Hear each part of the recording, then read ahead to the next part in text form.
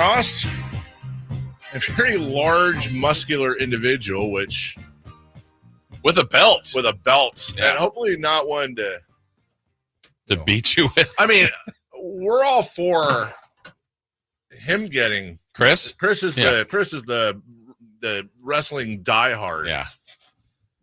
And what was it a couple years ago? We had another host on who had an athlete in who. What was it? He claimed that like the figure four didn't hurt. It wouldn't hurt. And then they actually tried that and it looked like it hurt. Yes. Joining us right now, Brian Cage is the current Ring of Honor TV champion. He won the title Oh, look at you. Oh my gosh. That's heavy, right? Yeah. Look. Well, yeah. Well, have you seen this guy's guns? Oh my, actually, Jesus, that is. I told you. Very. Yeah, putting the bag in the overhead bin now is not. Yeah, how do you quite work? And it probably doesn't feel good in a seat either. Like you're sitting. No. Yeah, exactly. How you doing, Brian? I'm doing pretty good. You know, I mean, hey, the new king of television just walked in. I know we're on radio, but it's all right. I can be the king of radio. You can be a king of radio too. King of whatever you want to be. Let's be honest. Give me whatever you want with us. Like we're good. Like whatever's good for you, we're good with. So are we doing figure fours again today? No. Unless he wants it. Yeah, no. Okay. We we quickly say no to that. Yes, exactly. Now you aren't that far. Oh, let me hold this up for everybody. Yeah, you're not that far from Chico. That's where I'm from. Chico, California. Fact. That's where I was. Grew up as a little kid, wanting to be a wrestler, wanting to be on radio. That's been the dream. Yep. Was to be right here, asking to put people in figure fours. This is what we're living in. And who were you?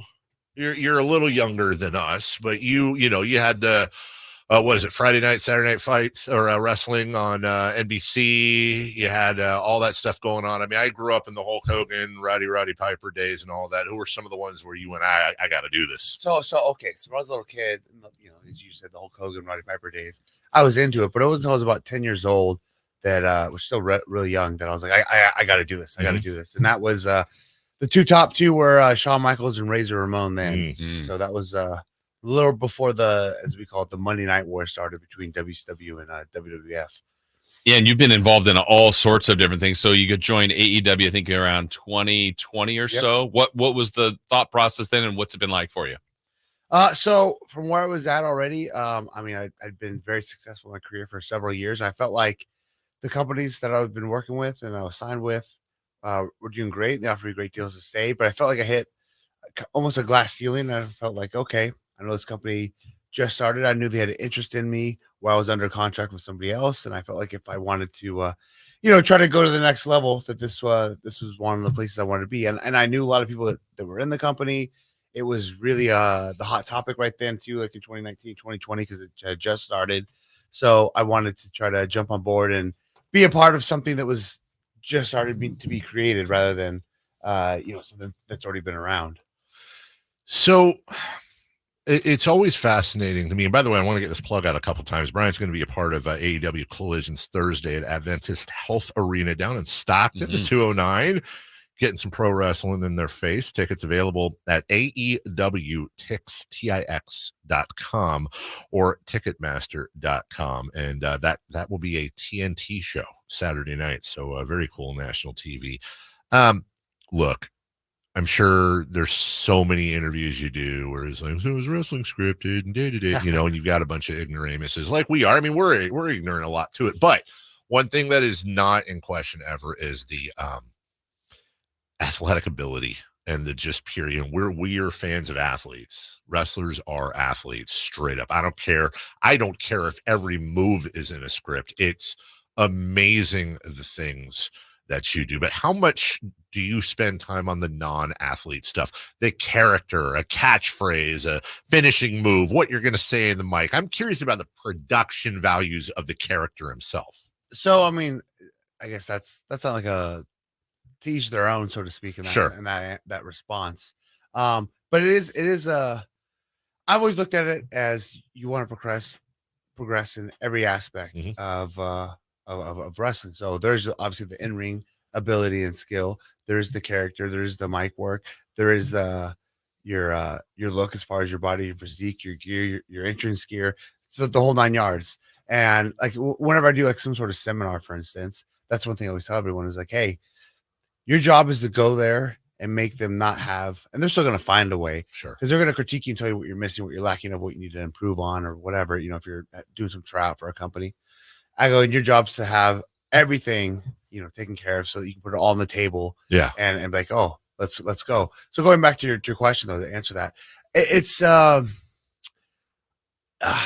don't know. I definitely feel like I've done way more work like on myself physically and stuff like that, because I feel like the character stuff though, you can't sit there and you cut promos in your bathroom, you cut promos in the shower. You know what I mean? You're like, oh, that's pretty good. I've done that before plenty of times where like I'm just washing my hair in the shower and like something just starts going in my head and I keep saying, I go, hey, that's pretty good. And I usually have a pretty good memory, but then even you like take your phone out and like voice note it or voice record it. Sure. Like, because I might forget that. That's actually, you mentioned Roddy Piper earlier. He actually did that too. He would write down stuff that'd come to his head all the time. He had this big notepad just full of promos and one-liners and go-to things. So like to refresh his memory, he'd be like, oh, okay.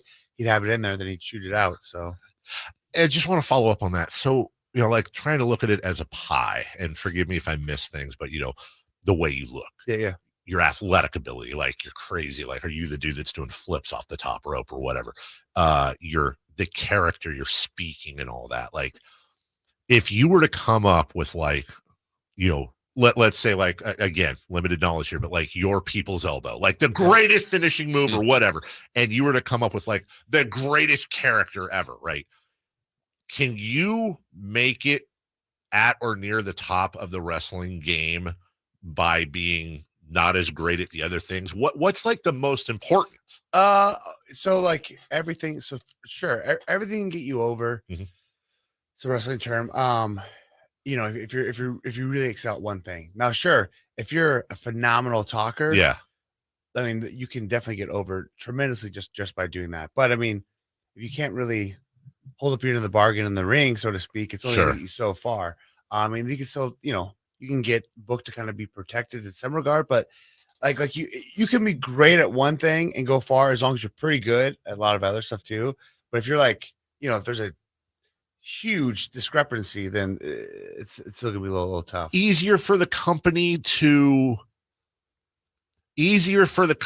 take care of you ring wise, as opposed to the company taking care of you character and attitude wise. Like I feel like that's more coming from you. Yeah, I mean, probably. Okay. I mean, though, if you're, and this is like kind of the magic and art of wrestling. If you're wrestling somebody, if you're just the dog, and it's awful in the ring, but you're wrestling somebody that's really good, he can make you look like what you're doing. Wow. Okay, there's an art to it. Yeah. If you're really good, you can work people that are horrible, and you can make them look like they know what they're doing. So there is that aspect as well. So like if you're super charismatic, super great on the mic, just got all the energy in the world, and you're like, whoa, in the ring, but like you're the guy they're choosing, and you're working with top tier guys, and they're going to be absolute professionals and help you become that guy. Surprisingly, and even I, knowing that it can happen, so surprised how well certain people can really hide how bad that person could be in the ring. What's the best part for you? I mean, your travel demands, your schedule, the things, all you have to do to be who you are. Like, what is your favorite part of the job? Oh, it's definitely not the traveling. You said that first. You put that out there like that. It's so funny too. That's not a perk. When I'm like, when I was driving up and down freaking I-5 and 99 and going to the Bay Area and stuff and doing these indie shows for little to no money. All you want is like, man, I can't wait till I get my first booking where like I'm flown out. Will you pay for my ticket to fly me out somewhere? Right. And then as soon as that happens, you're like, what? That was crazy. And then that becomes the absolute worst part of the job. Like that's so I've said this before. What I do, and all wrestlers I'm sure feel majority the same. What we do, we love so much. I feel like we'd be willing to do for free. We just get paid for the inconvenience of having to travel to do it. So that's like that. Cause like, everything else about it is awesome. I mean, going out in the ring, and that's for me too.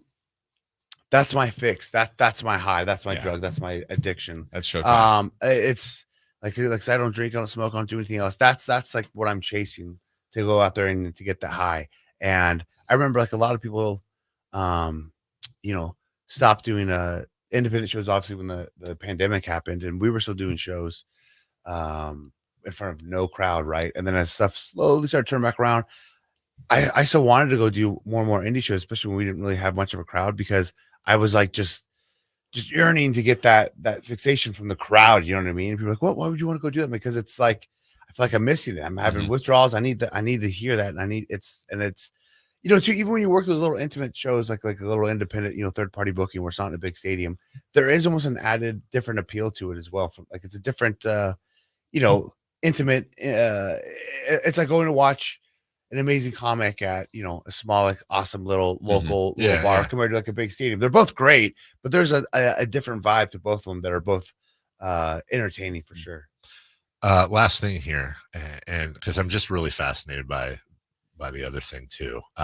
Whether it's Chris, Jason, or me, like obviously we're not jumping off the page athletically, but we're also not big fat bastards either. We're like in the middle, and we have a little bit of charisma, radio a little bit, but we're not rolling, like with a big pot belly going out in the ring. But I want to give you a scenario, for example. Let's say we're all independent billionaires, and we say to you, hey, check it out, man. Like, you can go start your own gig. We're going to fund it, but you're in charge of all the storylines. You're the ones hiring everybody to figure it all out. Can you get us, like, could you have the ability to make guys like us popular as far as by taking care of us with storyline and all that stuff? Or is it like, no, guys, you got to, you're lost cause. You're 100% lost cause. So that's why there's managers, because you guys would fit great in a manager role.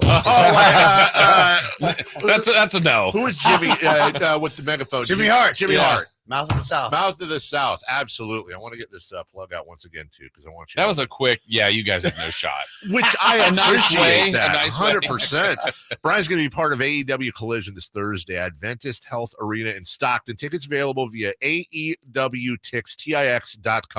or Ticketmaster.com. Saturday night. TNT. I'd say good luck, but looks like it's hard work more than anything. You're right. Good luck for the opponent, not for me. I just show up. I show up. I'm asking who's coming in second. Yeah, so, right. Who's getting beat? Yeah, exactly. Also, by the way, you obviously take care of your body. I'm trying to lose weight these days. Are you more of a workout guy, more of a diet guy? Combination of both. Combination of both. Yeah. Look, there's the saying, you cannot work a bad diet, and I mean, the more. It goes hand in hand too, because they complement each other. If you're going to put in all that work in the gym, all that time in the gym, if you go off and you're just eating whatever you want, like for me, even too, I eat stricter and cleaner, like the harder I work. If I'm taking a day off, I'm not doing anything. If there's no sense of urgency, that's where I'm more likely to cheat off my diet, because I feel like you're not like, sure. But like if I'm in there, I'm killing it, I'm training, I'm on an awesome regimen, it makes me want to eat cleaner just because it goes together, One exercise you give a guy like me for chest definition, that's always the part I have trouble with. I try to do the in the mirror, and I'm just like, wait, what exactly? What do you do? Right? See, that's the same. You said I couldn't go in the ring. That's what I was thinking. You picked up what I was putting down. Maybe I spoke. That's right. Look, you see, he was a little intimidated when I did that too. A little tiny bit. Yeah. What? Give me a good chest exercise. I mean, just for chest definition, I mean that's going to be any sort of flyer or cable crossover or whatnot. But I mean, you gotta build the muscle on there to be able to make it defined. I don't like how you're looking at my chest. You gotta build the muscle first. I don't like how he's looking at my chest, you little tiny guy. Brian Cage, fantastic. We really appreciate you coming in. No worries, good luck. Now, I will always say this, whether we usually have PBR guys in with our friend Kirk, who, by the way, didn't show up today. Kirk Reinhardt, we'll discuss that. Nothing wrong with our guy over here, but here the figure 4 stories he got. That's exactly right. Kirk, up there's Kirk. There he is. Spoke too soon. We did speak too soon. But with the PBR guys, will say the same thing. No matter what, stay safe, be safe, have fun out there. No problem. I mean, I love it. You love it. That's Chico's own Brian Cage. We'll take a break. Awesome. When we come back, who's on, who's not, we'll go streaking right after this. The only place you'll find